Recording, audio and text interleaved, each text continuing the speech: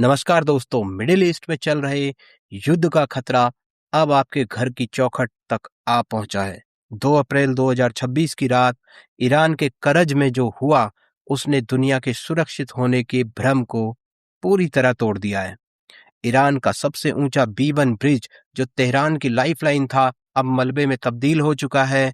America ने ये पुल गिराकर ईरान के जंग को लंबा खींचने के उसके हौसले को भी गिरा दिया है। आज इस वीडियो में हम इस सर्जिकल स्ट्राइक के पीछे की उन परतों को खोलेंगे जिन्हें अक्सर न्यूज चैनल नजरअंदाज कर देते हैं।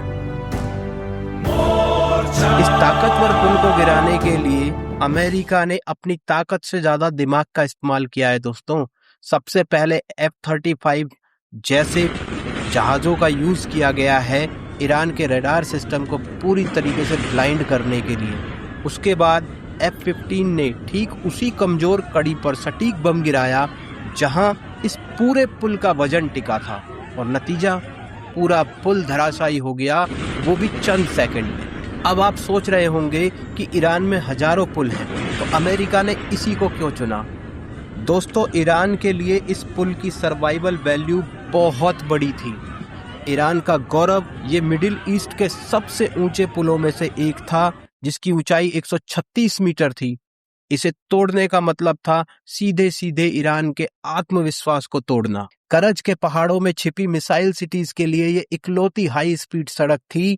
अब सप्लाई में कम से कम एक्सपर्ट्स मान रहे हैं कि 4 से 5 घंटे की देरी होगी। उसका रीजन ये है कि इस पुल के ना रहने से जो ड्रोन्स और मिसाइलें अपने लॉन्च पैड तक इजीली पहुंच पा रही थी, अब वो कच्चे रास्तों के जरिए पहुंचेंगी, पहाड़ी रास्तों के जरिए पहुंचेंगी, जिसकी वजह से इन सारी चीजों को, ड्रोन और मिसाइल्स को अपने लॉन्चिंग पैड तक पहुंचने में ही कम से कम 4 से 5 घंटे लगेंगे।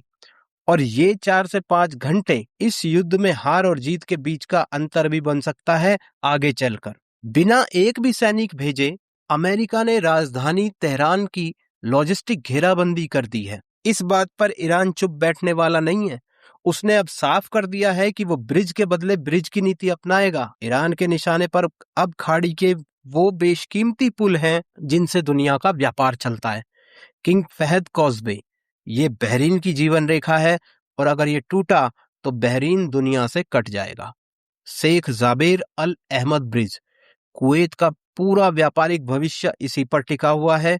और शेख जायद ब्रिज के बारे में मुझे ज्यादा कुछ बताने की जरूरत नहीं है।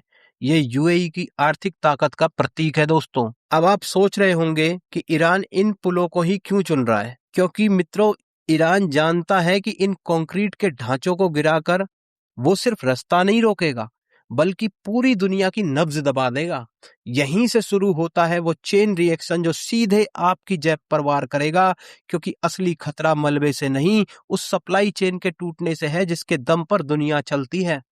आप सोच रहे होंगे कि इन पुलों के टूटने से समंदर में खड़े जहाजों पर क्या असर पड़ेगा, क्यों तेल टैंकर खाली खड़े रह जाएंगे? चलिए इस लॉजिस्टिक पैरालिसिस को भी समझ लेते हैं। रिफाइनरी को चालू रखने के लिए रोजाना हजारों टन केमिकल और पार्ट्स इन्हीं पुलों के रास्ते ट्रकों से पहुंचते हैं। पुल टूटना मतलब रिफाइनरी का दम घुटना। बिना स्टाफ और इंजीनियर के मशीनें तेल नहीं निकाल सकती। पुल कटने से पोर्ट तक पहुंचने का रास्ता बंद हो जाएगा। जब रिफाइनरी से पोर्ट तक तेल पहुंचने की रफ्तार धीमी होगी, तो विशालकाय जहाजों को भरने में वैसे भी हफ्तों लगते हैं, उन्हें और टाइम लगेगा। तेल पास होकर भी जहाज खाली और बेबस खड़े रह जाएंगे, जिससे ग्लोबल मार्केट में तेल का सूखा पड़ जाएगा। और इसका इम्पैक्ट ये हो सकता है दोस्तों कि जो क्रूड ऑयल अभी जिस भी रेट पर चल रहा है, वो कम से कम $150 के पार चला जाएगा। निष्कर्ष साफ है, अमेरिका ने ईरान की कमर तोड़ दी है, और ईरान अब दुनिया को अपने साथ लेकर डूबने की तैयारी में है। ये सिर्फ एक पुल का गिरना नहीं है, ये ग्लोबल इकोनॉमी का भी गिरना है। अगर ईरान इन पुलों को निशाना बनाता है, तो क्या ये देश सीधे युद्ध के मैदान में उतर जाएंगे? अपनी राय कमेंट बॉक्स में जरूर दें।